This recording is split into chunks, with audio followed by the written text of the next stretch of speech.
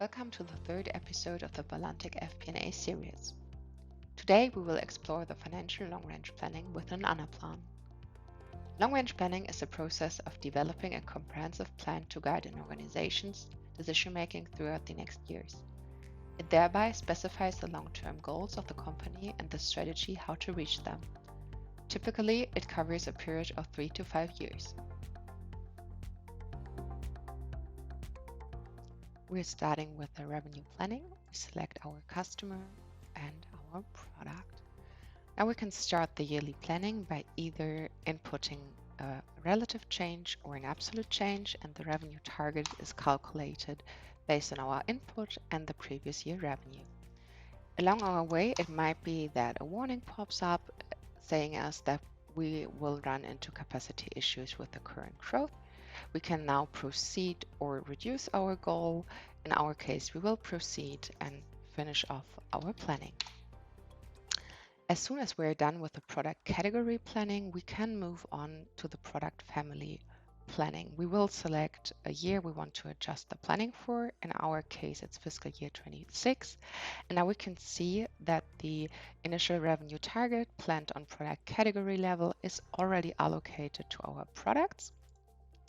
And we can now override our goals for specific products if needed. In our case, we will do so.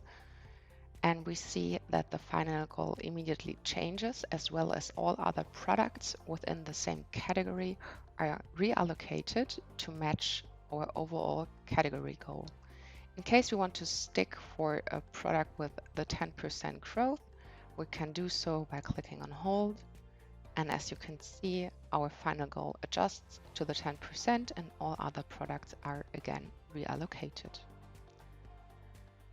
For the final reporting, we need our revenue planning on a quarterly base rather than just a yearly base.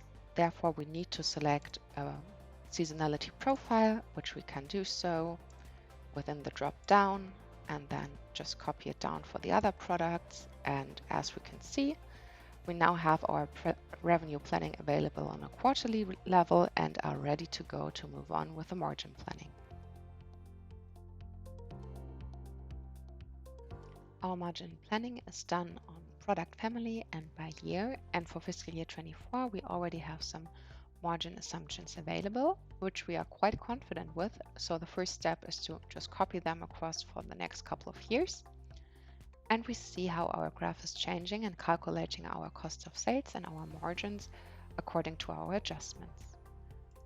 For iron sets, we will increase the margin to 80% for 2 years, and we again see how the graph is immediately changing.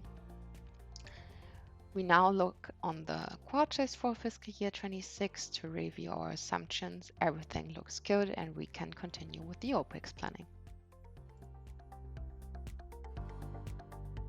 The last step of our long-range planning is the planning of OPEX. OPEX is planned on a regional level and then per cost position. The first step is to choose the planning methodology per cost position, where we, in our case, can choose between an annual increase or decrease, or to plan the cost position in the relation of revenue. Then we can complete our planning on a yearly base, and we see the immediately effect in our graph.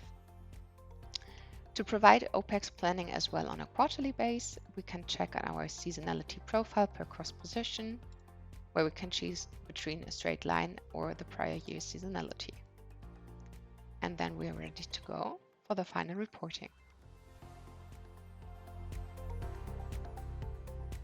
This is our final report. It provides a top-line overview about our long-range planning and provides information on a yearly as well as on a quarterly level. Thank you for watching this episode from the Valantic FP&A video series. If you're curious or have any questions, don't hesitate to contact us.